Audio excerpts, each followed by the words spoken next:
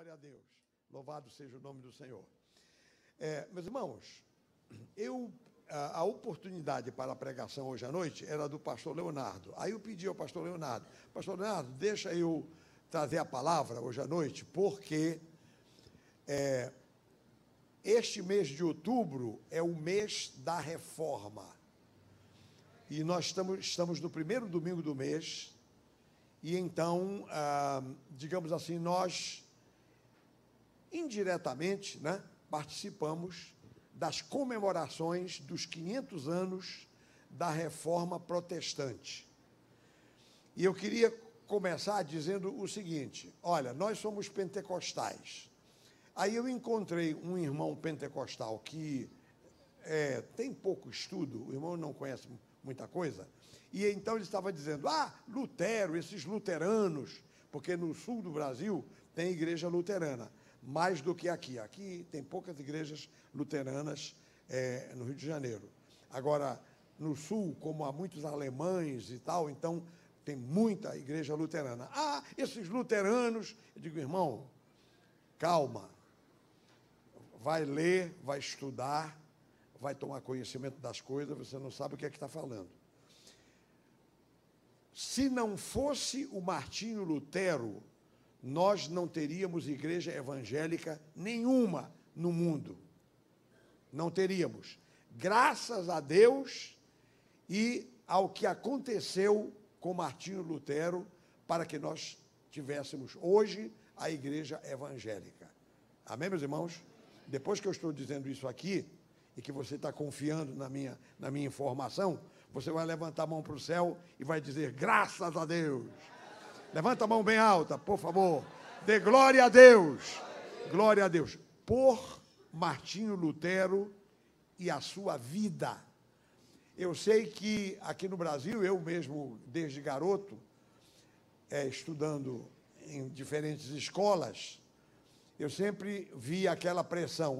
Martinho Lutero, um herege. Ora. A Igreja Católica sempre chamou de herege quem não concordava com ela.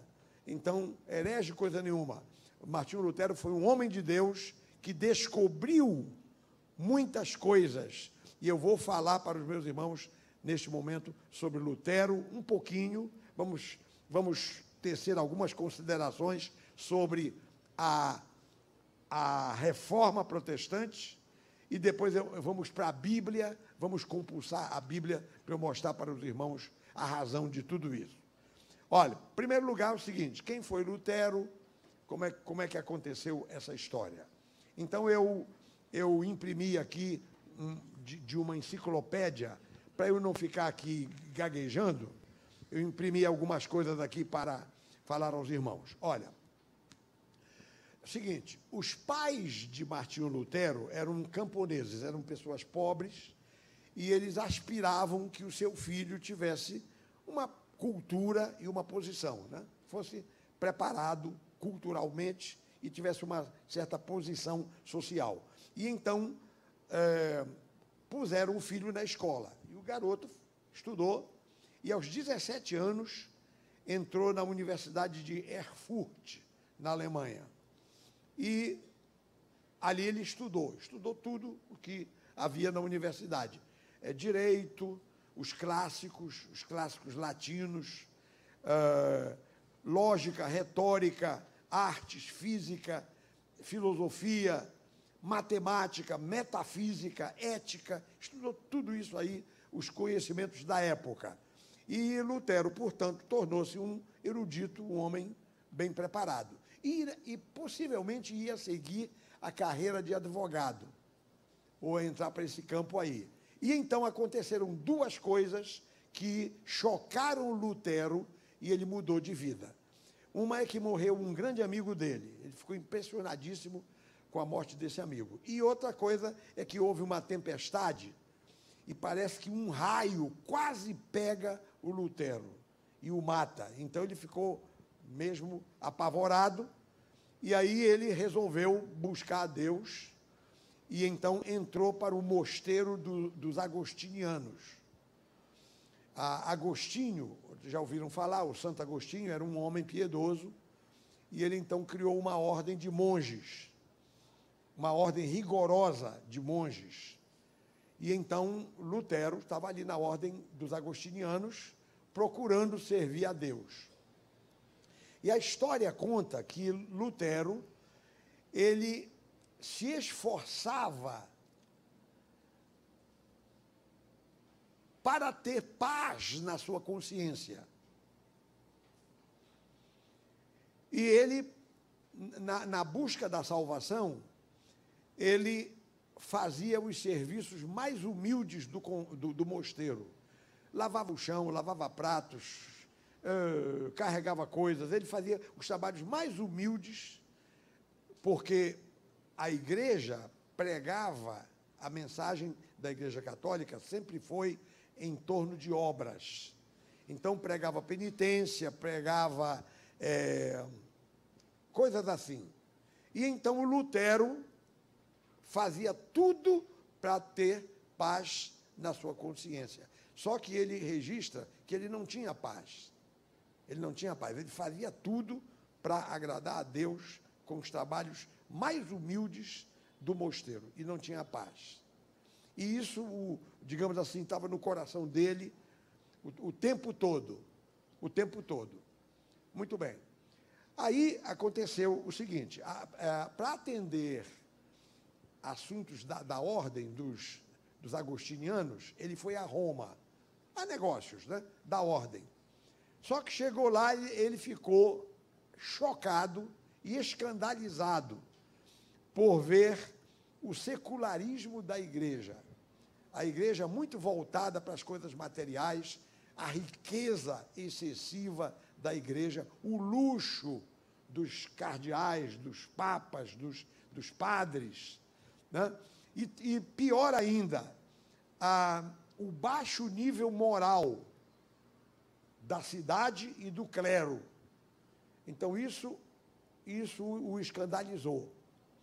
E ele realmente voltou para a sua paróquia, que era em Wittenberg, na Alemanha, onde tem um castelo e tem uma igreja, uma catedral.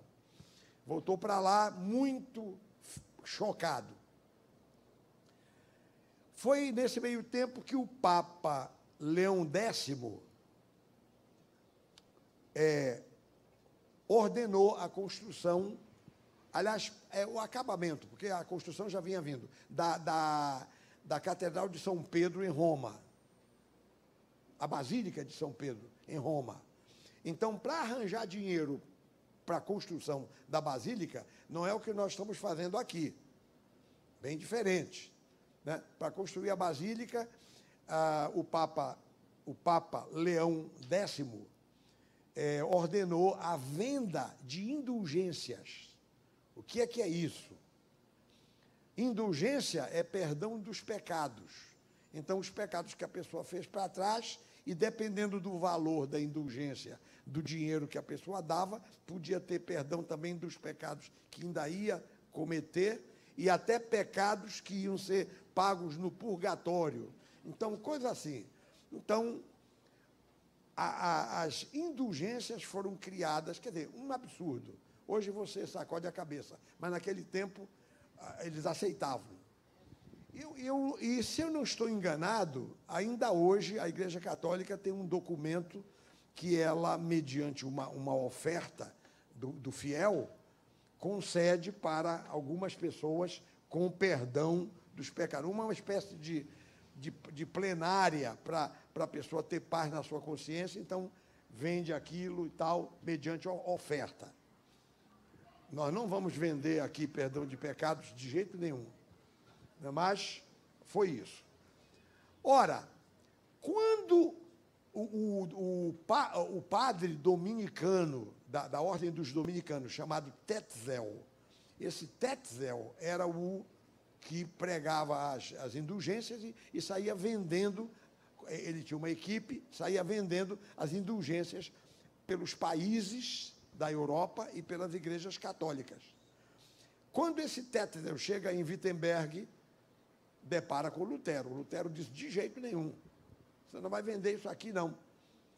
E aí ele pregou uma mensagem chamada a indulgência e a graça. Quer dizer, a graça de Deus e a indulgência, as duas coisas. Então, diz assim, a nossa salvação é pela graça, e graça não tem nada a ver com indulgência. Graça é de graça.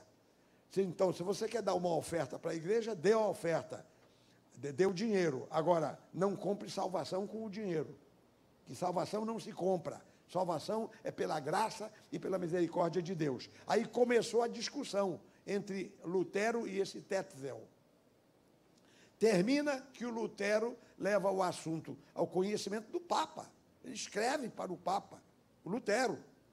E o Papa, então, em vez de prestar atenção, não, deu ordem, está aqui, deixa-me ler aqui, diz que o Papa enviou uma ordem para o Lutero parar com isso, parar de atacar as indulgências, ficar quieto, né? Porque senão ele seria excomungado. E aí o Lutero zangou-se e queimou a bula papal numa fogueira em praça pública, na cidade de Wittenberg, queimou lá. E aí ele, então, escreveu e preparou as 95 teses. Essas 95 teses é o documento protestante que apresenta a discussão da época.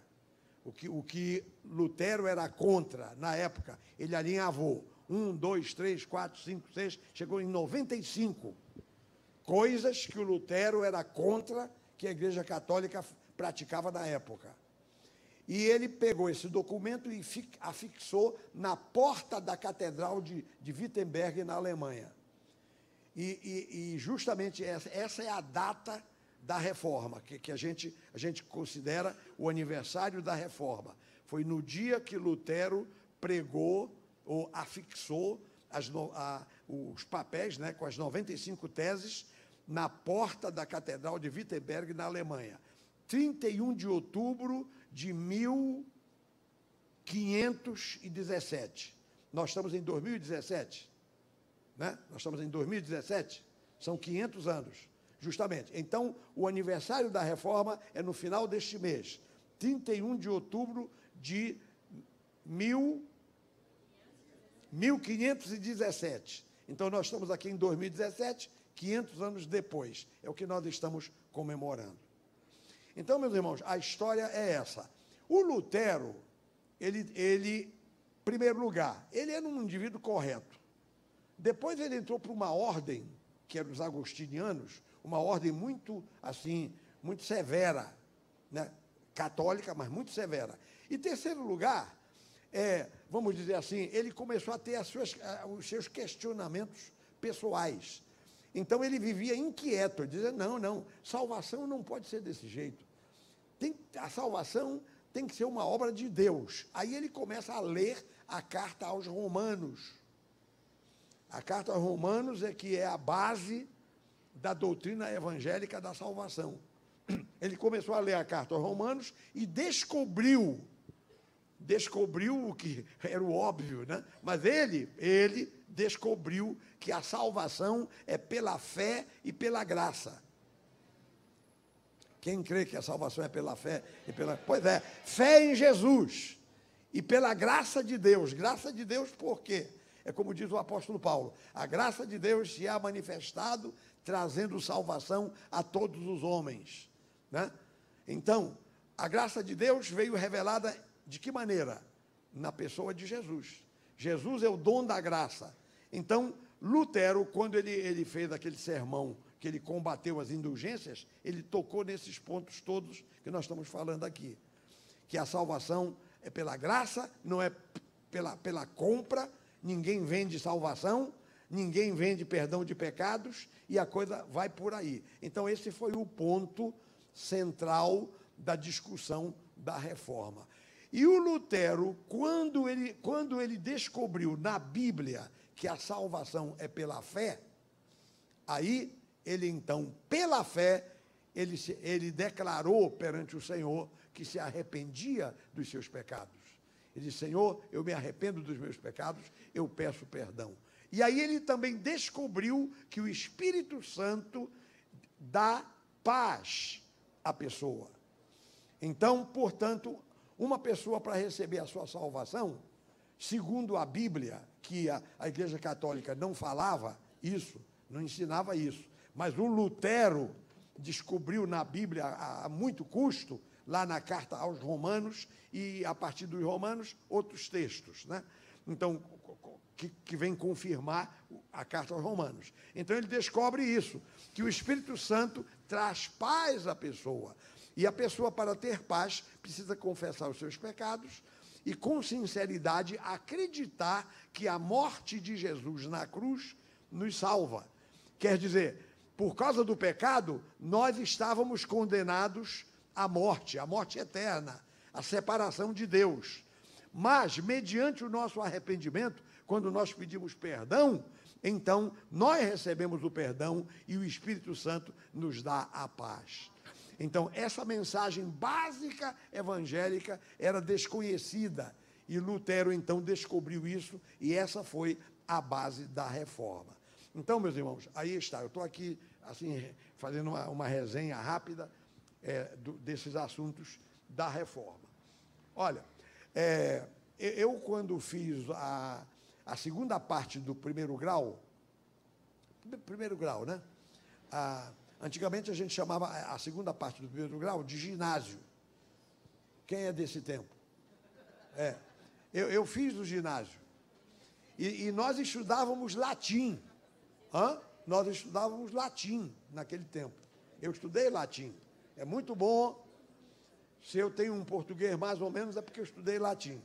Então, seguinte, o nosso professor de latim era um padre. Grande amigo, um bom amigo da gente. Eu tinha boa amizade com ele, mas ele ficava mexendo, chateando com religião, né? Fustigando. Ele dizia: Lutero era um analfabeto, Lutero era um alfabetizado.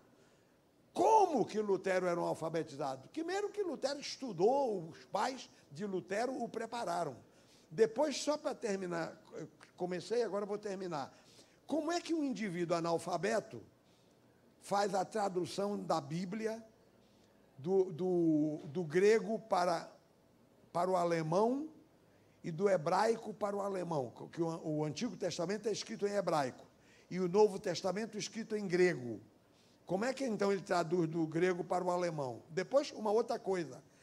Naquele tempo, do tempo do Lutero, a língua alemã não era unificada. Eram vários dialetos que havia. E o Lutero, então, fez assim um apanhado desses dialetos todos e traduziu a Bíblia. E a Bíblia de Lutero serviu de base para a língua alemã de hoje. Então, ele era um analfabeto? Pelo contrário, era um erudito. E a Alemanha deve a Lutero o seu idioma, a língua alemã. Então, assim, meus irmãos, é isso aí. Glória a Deus. Deixa eu falar uma outra coisa aqui para os meus irmãos. Olha, é interessante a gente tocar aqui no seguinte: a teologia católica romana, ela gira em torno da salvação por obras. Por obras. Se você prestar atenção, é assim. Por exemplo, a missa pretende repetir o sacrifício de Jesus na cruz. Todo o ritual da missa pretende fazer isso. Nós não aceitamos isso, porque o sacrifício de Jesus foi feito uma vez só. A gente, quando celebra a ceia do Senhor, que a gente come o pão e o vinho, é em memória, não é repetindo a morte de Jesus. Mas a missa pretende repetir. Isso é sério. Por exemplo, as penitências. Um católico chega com um padre e tal, o padre passa uma penitência. Penitência. Né? Então, tem até uma tradução da Bíblia meio deturpada, que diz que Jesus disse, fazei penitência e recebereis o perdão dos vossos pecados. Fazei penitência. Não, a Bíblia diz arrependei-vos. Não é fazer penitência, é se arrepender dos seus pecados.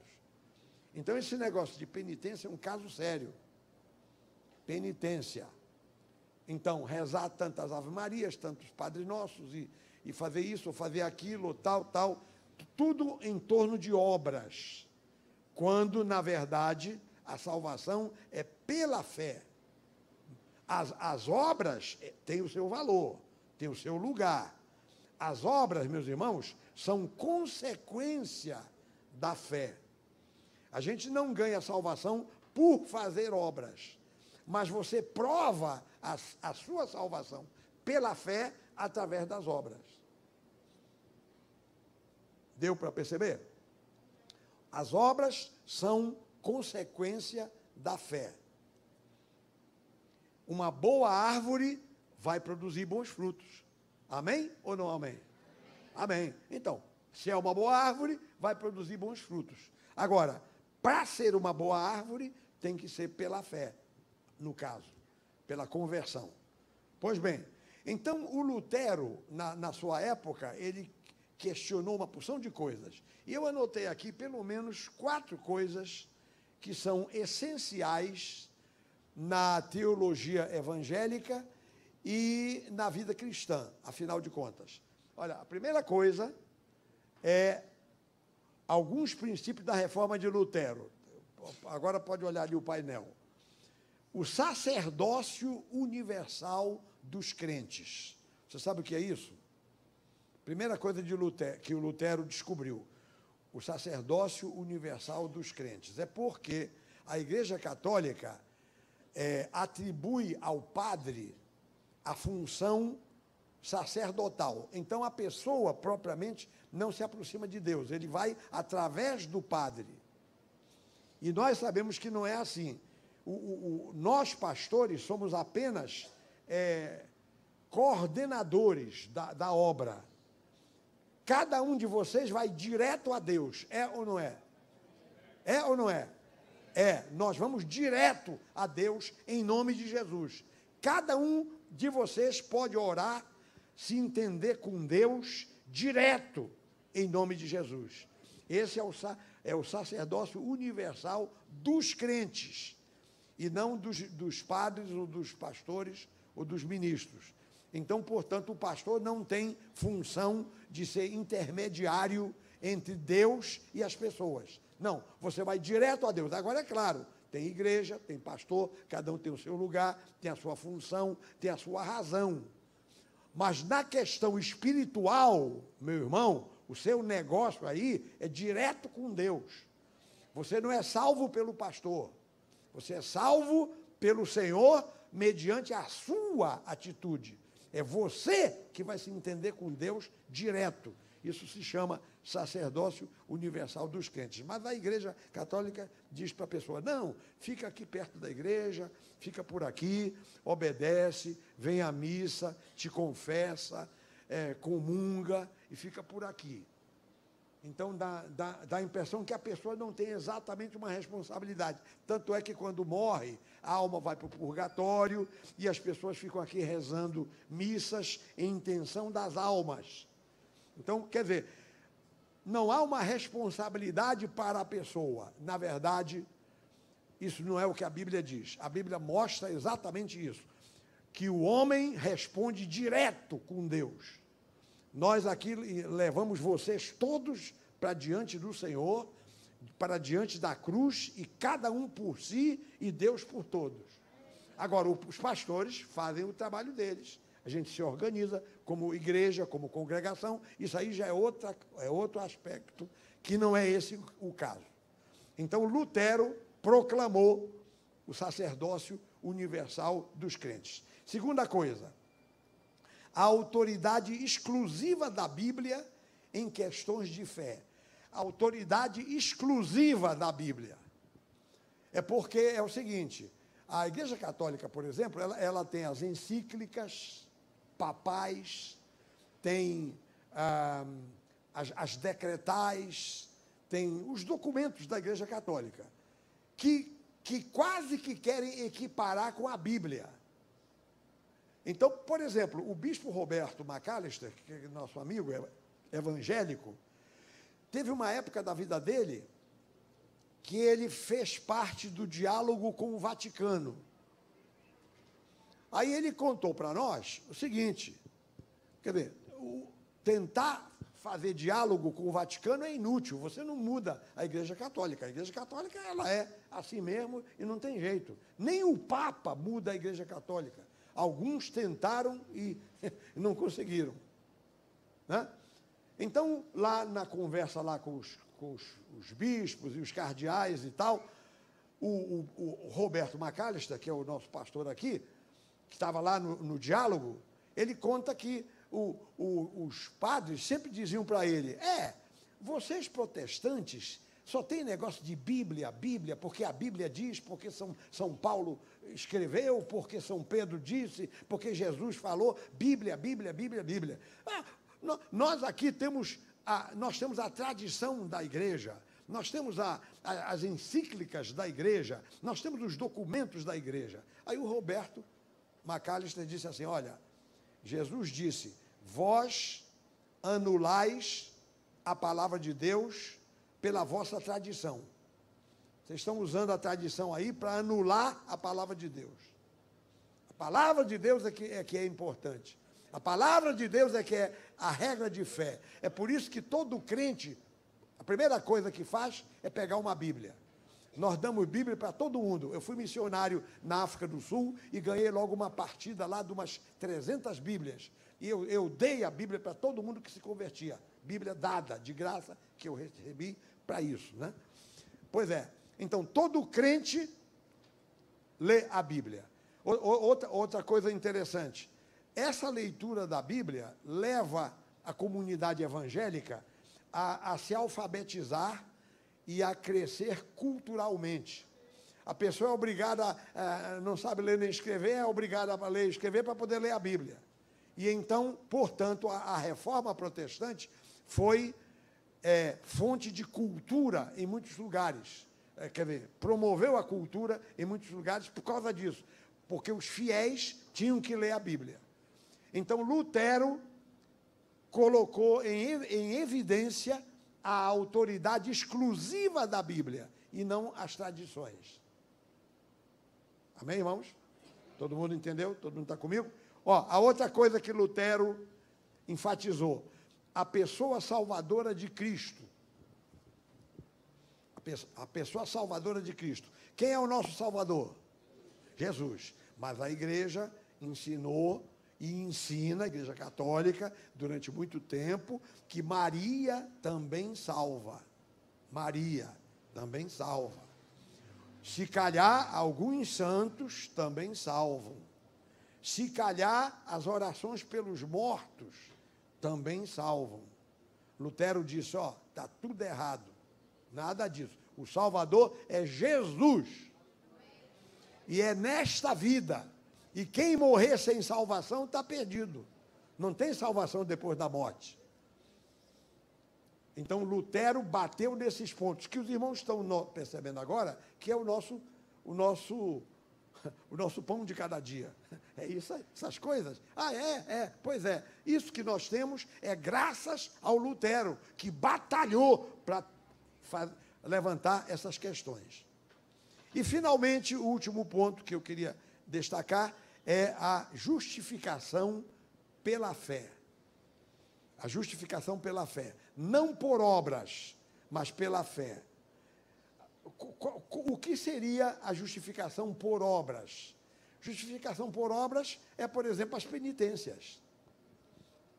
Penitências. Então, olha, você reza tantos Pai Nossos, tantas Ave Marias, eu nunca fui católico, eu não sei bem como é que é isso, mas quem foi católico aqui sabe. Você peca qualquer coisa aí, vai confessar e o padre te dá uma penitência. Isso aí é salvação por obras. Não é pela fé. Pela fé é dizer assim, te arrepende, pede perdão ao Senhor Jesus e para com isso. Vai e não peques mais, como Jesus falou. Isso é salvação pela fé. por obras é dizer, faz assim, assim, vai, anda de joelhos, sobe a escada lá da Nossa Senhora da Penha, de joelhos, ou vai lá para, como tem no Nordeste, né, certas procissões, que as pessoas fazem autoflagelação, se flagelam e tal, quer dizer, isso é obras. E agora vamos entrar no ponto aqui. Vamos começar a parte bíblica e eu quero ver se eu ando rápido, para não cansar também muitos irmãos. O culto está gostoso hoje. Está assim tão bom, eu estou sentindo uma paz aqui dentro. Pastor Sérgio, está assim tranquilo. Até a música foi assim suave, foi assim doce hoje. Você o que é que está vendo aqui, hein? Glória a Deus! Que maravilha! Olha só. Vamos analisar aqui a questão das obras. Romanos 5:1 diz o quê? Abra sua Bíblia, por favor, porque nós vamos agora analisar as coisas que Lutero descobriu e que é a base da nossa fé. Olha só, Romanos 5:1, toda a igreja leia comigo. Como é que diz a palavra? Romanos 5:1, justificados mediante a fé, temos paz com Deus por meio de nosso Senhor Jesus Cristo. Olha só, nós somos feitos justos. Todos nós somos pecadores. Merecemos o inferno. Mas, pela fé em Jesus, pela fé e na pessoa de Jesus, então nós somos tornados justos e podemos salvar a nossa alma. É o que está dizendo aqui, ó. Vamos ler de novo? Justificados, pois, mediante a fé, temos paz com Deus por meio de nosso Senhor Jesus Cristo. Efésios capítulo 2. Efésios capítulo 2. Olha o que é que diz aqui a palavra. Efésios 2. Vamos ler? Primeiro, versículo de 8 em diante. 8 a 10. Pode ler comigo? Porque pela graça sois salvos, mediante a fé. E isto não vem de vós, é dom de Deus, não de obras, para que ninguém se glorie, pois somos feitura dele, criados em Cristo Jesus, para boas obras, as quais Deus de antemão preparou para que andássemos nelas. As obras é para a gente andar. Nós andamos nas obras, mas as obras não salvam. Quem salva é a nossa fé em Jesus. Até porque, se você não tiver fé em Jesus, você não faz boa obra nenhuma. As suas obras serão obras más, né? Não serão boas obras. Então, portanto, a nossa salvação é pela fé e pela graça. Agora, esse negócio de obras, há outros grupos, eu estou só dizendo que a Igreja Católica gira em torno de obras, o Espiritismo também gira em torno de obras. Então, a pessoa, agora, segundo a doutrina espírita, a reencarnação existe para a pessoa voltar a esse mundo e melhorar o karma. Karma é um negócio que eles dizem que é o envolvimento da pessoa, é a vida da pessoa, o caráter da pessoa. Então, para melhorar o karma, reencarna e vem para cá e tal. Quer dizer, isso aí é um evangelho de obras. Isso não tem apoio na Bíblia. Nem reencarnação existe, isso não existe, não acontece. Como também ninguém se salva voltando o espírito para um corpo de um neném que vai nascer. E aí a pessoa volta para esse mundo e tal. Isso simplesmente não existe. Isso é uma crença pagã. Isso é uma crença dos hinduístas, dos brahmanistas, dos pagãos lá do Oriente que creem nisso aí. Aí vai lá o senhor Hipólito, eu não me lembro agora o sobrenome dele, Hipólito Rivail, Hipólito Rivail, que adotou o nome de Allan Kardec, mas o nome dele era Hipólito. Vai esse senhor Hipólito lá e fica, não conhece a palavra de Deus, não conhece o Evangelho, não conhece a Bíblia, aí fica encantado com essa ideia de o espírito voltar para reencarnar, para purificar o karma. Que maravilha! Quer dizer, se fosse isso verdade, até que teria lógica, seria interessante, mas acontece que não é. A salvação, a nossa libertação do pecado, dos males, não é dessa forma, é pela fé em Jesus. Pela fé em Jesus, não por um processo de reencarnação. Então, o Espiritismo vai muito para esse lado de obras. Tanto é que há uns anos atrás aí, havia um senhor espírita muito culto, muito preparado, não vou citar o nome dele aqui, mas esse senhor dizia abertamente, nada de fé, nada de obras. Perdão, nada de fé, nada de graça. Obras não, graça. Nada de graça, graça de Deus, coisa nenhuma. Fé, coisa nenhuma. É por obras. Você tem que merecer, você tem que conquistar, você tem que fazer por onde. Isso ele dizia, contrariando o que Jesus disse. O homem não pode fazer nada, meus irmãos. O homem é um pecador condenado ao inferno, porque desobedeceu a palavra de Deus. Então, qual é o caminho da salvação? O caminho da salvação é a fé em Jesus. É a pessoa se arrepender dos seus pecados. É a pessoa propor no coração mudar de vida. Esse é o caminho. Qualquer outra proposta diferente disso, a Bíblia chama de obras mortas. Deixa eu entrar agora num outro tópico aqui. Olha, os 3 tipos de obras. Quando a gente fala em obras, veja só, o Evangelho é por fé, mas eu vou aqui dar um tempinho para mostrar para os meus irmãos que a própria palavra obra na Bíblia não é o que estão dizendo. Existem 3 tipos de obras: obras más, obras mortas e obras vivas. Veja a próxima página. Isso, vá. Obras vivas, volta. 3 tipos de obras. Quais são as obras más? O que é que você pensa que é obra má?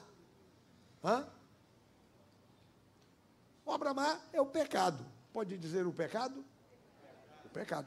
O que são obras más? O pecado. Então, ali, Romanos 3, 23, diz assim: todos pecaram e destituídos estão da glória de Deus. Romanos 3, 23. Queridos, olha, nesta noite nós estamos aqui falando de algo assim que não se fala sempre. Algo de uma tremenda importância para você entender a questão religiosa, a política religiosa, a filosofia religiosa, você entender a essência do Evangelho, por que existe a igreja evangélica, por que existem os protestantes, por que houve a questão do Lutero, a batalha do Lutero, por que teve essa coisa toda, essa cisão no cristianismo. É porque há cristãos que aceitaram a salvação pela fé em Jesus. E há outros que ficaram lá numa hipótese de obras que não têm cabimento. Pois bem, vamos lá. 3 tipos de obras. O que são as obras más? O pecado. Agora, segundo tipo, a Bíblia chama de obras mortas. O que são as obras mortas? Olha, obras mortas são as tentativas humanas de salvação. Obras mortas são todos os meios que as pessoas inventam ou que criam para se salvar, que não é o Evangelho. Então a Bíblia chama isso de obras mortas. Vamos ver aqui Hebreus 6, 1. Por favor. Olha só, para você saber que a palavra obras mortas está na Bíblia. Então, olha só o que diz aqui o texto. Vamos ler? Por isso, pondo de parte os princípios elementares da doutrina de Cristo, deixemos-nos levar para o que é perfeito, não lançando de novo a base do arrependimento de obras mortas e da fé em Deus. Então, eu acho que foi estudado aqui. Os irmãos estudaram, os PGs estudaram, foi pregado aqui na igreja. O seguinte, tem 2 tipos de arrependimento. A gente se arrepende dos pecados e a gente se arrepende das obras mortas. Arrepender dos pecados é quando a pessoa reconhece o seu pecado e diz: meu Deus, tem misericórdia de mim, eu sou um pecador, eu me arrependo, eu quero mudar a minha vida. Isso é dos pecados. Agora, das obras mortas, é a pessoa que bate no peito e diz assim: ah, eu sou de uma boa família. Ele está pensando o quê? Eu tenho uma boa formação, eu sou gente boa, eu não sou esse negócio que você está pensando, não. Eu sou gente boa, eu faço o bem. Eu não quero mal a ninguém, eu nunca fiz mal a ninguém, eu nunca matei, nunca roubei, nunca adulterei, nunca fiz isso, nunca fiz aquilo. E a pessoa, então, para não aceitar Jesus, conforme o Evangelho manda, inventa esses argumentos. A Bíblia chama isso de obras mortas. Está alcançando? O que é que são obras mortas? São as desculpas das pessoas para não aceitarem Jesus. Obras mortas é tudo que a pessoa alega para dizer: não, eu sou gente boa, eu não preciso disso. Os judeus faziam isso. Os judeus faziam isso. Vamos ler ali Mateus 3. Olha ali, Mateus capítulo 3. Mateus capítulo 3.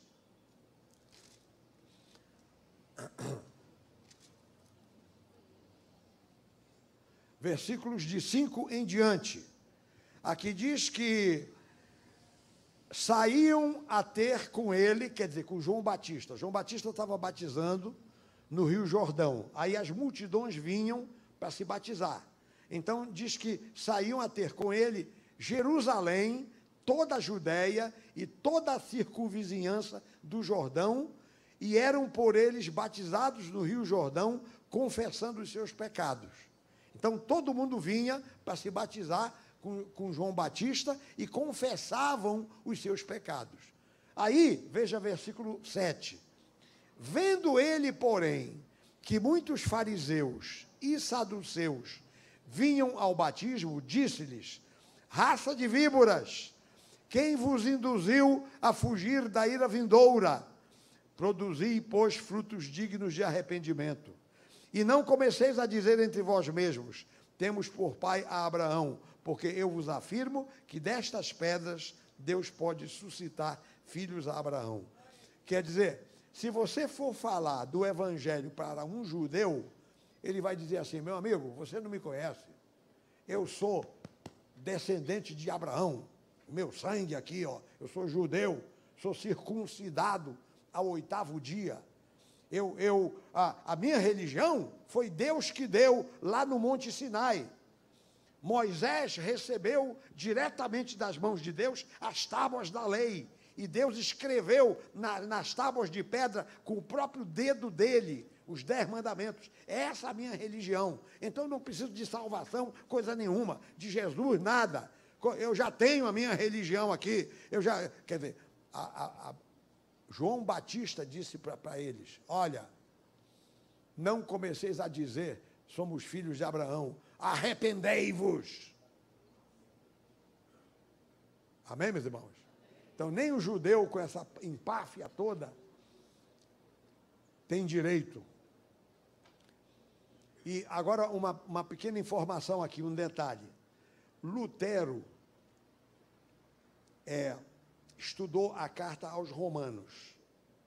E com base na carta aos Romanos é que ele promoveu a reforma. Essa carta aos Romanos é praticamente um documento jurídico.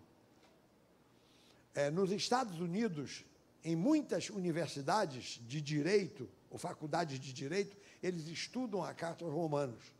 Porque nessa carta aos Romanos, o apóstolo Paulo analisa a situação do judeu e analisa a situação do não-judeu. E depois de argumentar daqui e dali, ele conclui, ele diz assim: todos pecaram e destituídos estão da glória de Deus. Tanto o judeu pecou, como o não-judeu também pecou, e todos precisam da salvação. E que está em Jesus. Muito bem. Dizer o contrário disso que eu estou falando aqui, a Bíblia chama de obras mortas. Qualquer tentativa de salvação, qualquer caminho que não é o Evangelho, é obra morta, é inútil. Quer dizer, obra morta quer dizer, é inútil, não vale a pena, é perda de tempo. Vamos ver um versículo aqui para terminar essa parte, que não está ali, Marina, não está ali. É Isaías 64. Vem aqui para o profeta Isaías, capítulo 64, e versículo 6, diz o seguinte, olha só. Quem pode ler comigo? Isaías 64, versículo 6. O que é que diz? Mas todos nós somos como o imundo, e todas as nossas justiças como o trapo da imundícia. Todos nós murchamos como a folha, e as nossas iniquidades como um vento nos arrebatam. As nossas justiças, eu sou bonzinho, eu não faço mal a ninguém, eu gosto de todo mundo, eu tenho uma boa formação e tal. A Bíblia chama isso de trapo de imundícia. Trapo de imundícia. Para dizer o seguinte, o caminho da salvação é Jesus. Amém, meus irmãos? Quem pode dizer amém? Então, vocês estão com medo de alguma coisa? Por favor, eu estou dando aqui argumentos para os meus irmãos saberem por que nós somos protestantes. Nós somos protestantes. Nós somos evangélicos. E mais, somos pentecostais. Até um pouco mais à frente dos evangélicos, porque nós somos o povo do fogo, o povo do Espírito. Glória a Deus. Louvado seja o nome do Senhor. Então, aí está. Aí está. Agora, obras vivas. Vamos recapitular. Então, tem 3 tipos de obras. As obras más, que é o pecado. As obras mortas, que são as tentativas humanas de salvação, fora do Evangelho. E as obras vivas são as obras do Evangelho. Quais são as obras do Evangelho? Eu quero contar uma historinha aqui, antes de abrir o próximo tópico, e aí a gente termina. Vamos terminar o nosso argumento. Olha só, uma vez eu fui a um escritório de advocacia em Niterói. Aí um dos advogados lá vira para mim e diz assim, pastor, olha só, a Bíblia não diz que a fé sem as obras é morta? Quem é que conhece essa passagem? Sabe? A fé sem as obras é morta. Aí ele pega e diz para mim assim, se a fé sem as obras é morta, eu vou fazer o seguinte, eu vou deixar para lá esse negócio de fé e vou ficar só com as obras, porque, né, a fé sem as obras é morta. Então, o que é vivo é a obra. A fé, então eu deixo a fé para lá e fico com as obras. Ele quis calar minha boca. Vai me calar? Aí eu disse assim, amigo, olha só. Ok, então vamos ficar com as obras. Você sabe quais são as obras? Veja a próxima página. Ó, o que é que diz aí? Quais são as obras do Evangelho? Porque diz ali, as obras do Evangelho. Que tipos de obras devemos praticar? Queridos, vamos ficar então só com obras. Que obras devemos praticar? Quais são as obras do Evangelho? E aquele texto que está ali, Tiago 2,14, aquilo ali é esse texto que diz que a fé sem as obras é morta. Então não precisa ler, não. Então, assim, tudo bem, então quer dizer que eu tenho que praticar obras. Quais são as obras que eu vou praticar? Aí eu vou logo responder. Vira a próxima página.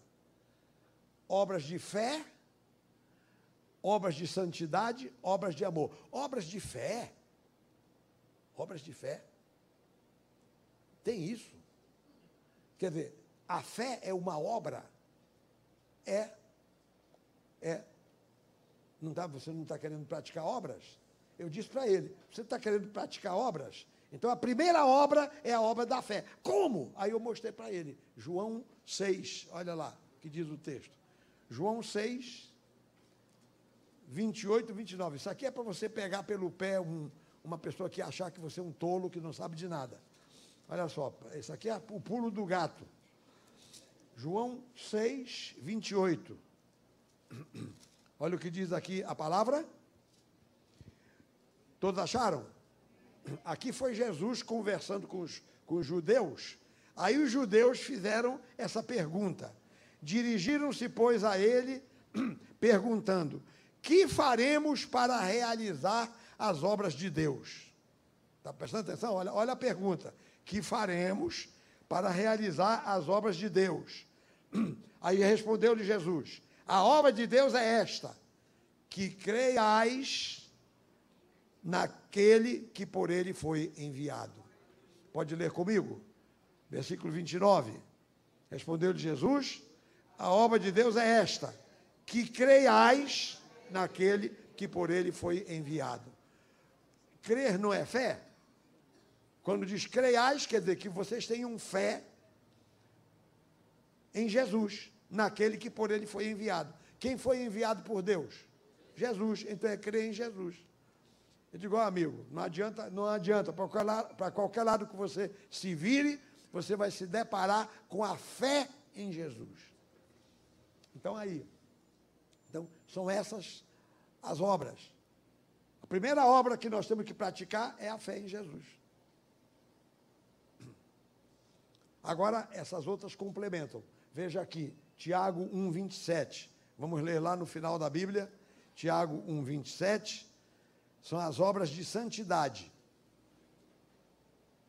São 3 obras que nós temos que praticar. A obra da fé, a obra da santidade e a obra de amor. A santidade está aqui, ó. Pode ler comigo?